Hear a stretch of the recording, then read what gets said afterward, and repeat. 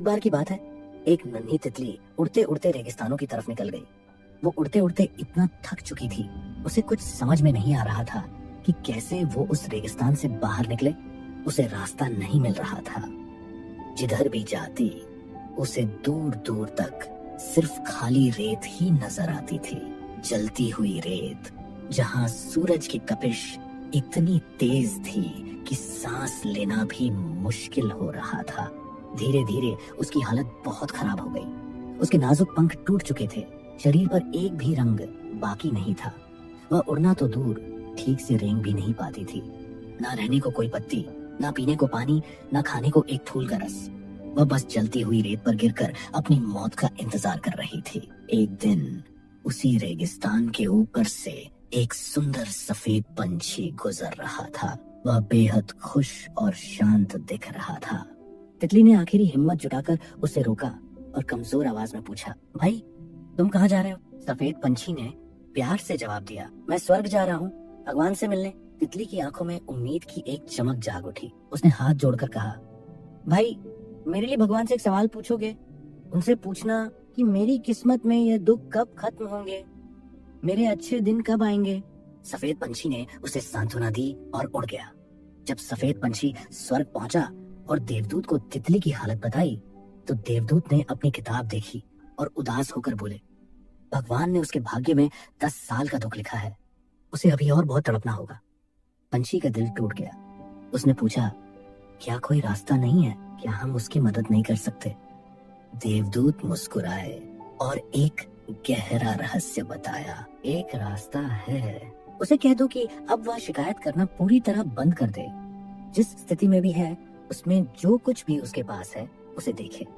दुनिया में लाखों जीवों की तुलना में अपनी नेमतों को गिने और हर पल बस एक ही बात दोहराए, हे भगवान, इस स्थिति में भी मुझे दूसरों से बेहतर रखने के लिए आपका शुक्रिया। सफेद पंछी वापस लौटा और तितली को भगवान का यह संदेश दे दिया। तितली ने फैसला कर लिया, अब वह अपनी किस्मत को नहीं कोसेगी। जब दोपहर की चुभती हुई रेत पर वह गिर पड़ती, तब भी रोती नहीं। वह धीरे से कहती, शुक्र है भगवान, मेरे पास अभी भी सांसें हैं। कई जीव तो इस गर्मी में आज सांस भी नहीं ले पाए। आपका शुक्रिया। जब भयंकर प्यास लगती और पानी की एक बूंद भी न मिलती, तब भी वह कहती, शुक्र है भगवान, मेरे शरीर में अभी भी इतनी जान है कि मैं पानी की उम्मीद कर सकती हूँ। आपका शुक्रिया।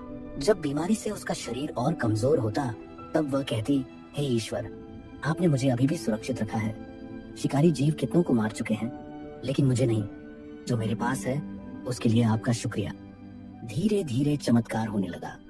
जहाँ पहले शिकायतें थीं, वहाँ अब शुक्रिया के शब्द थे। जैसे जैसे उसका मन हल्का हुआ, उसके शरीर पर नए रंगीन और चमकदार पंख आने लगे।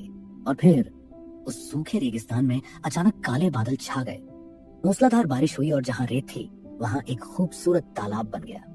तितली अब पूरी तरह स्वस्थ थी। वह नीले आसमान में रंग बिरंगी उड़ानें भर रही थी। ठीक 10 दिन बाद वही सफेद पंछी फिर से उसी रास्ते से गुजरा। वह अपनी आंखों पर यकीन नहीं कर पा रहा था। जहाँ पहले जलता रेगिस्तान था, वहाँ अब हरी भरी हरियाली थी। वह तुरंत स्वर्ग पहुंचा और देवदूत से पूछा, आपने तो कहा था कि उसे 10 साल तड़पना होगा, फिर यह सब सिर्फ 10 दिन में कैसे हो गया? देवदूत ने गंभीर लेकिन मुस्कुराते हुए जवाब दिया, हाँ, उसके भाग्य में 10 साल का दुख लिखा था, लेकिन जब उसने शिकायत छोड़कर कृतज्ञता शुरू की, तो उसकी शुक्रिया ने उसके पुराने कर्मों के बोझ को जला दिया।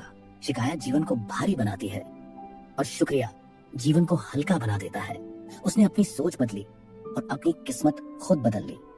दोस्तों, हम अक्सर यह गिनते रहते हैं कि हमारे पास क्या क्या नहीं है, लेकिन अगर एक बार मुड़कर देख ले, तो जो हमारे पास है वो दुनिया के लाखों लोगों के लिए सिर्फ एक सपना है।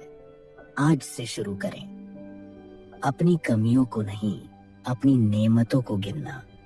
हर सुबह, हर मुश्किल में बस इतना कहना, हे भगवान, इस स्थिति में भी आपका शुक्रिया। अगर यह कहानी आपके दिल को छू गई हो, तो दिल से लाइक कर दें। अपने दोस्तों और परिवार के साथ शेयर जरूर करें और ऐसी ही गहरी प्रेरणादायक कहानियां सुनने के लिए चैनल को सब्सक्राइब कर ले। धन्यवाद।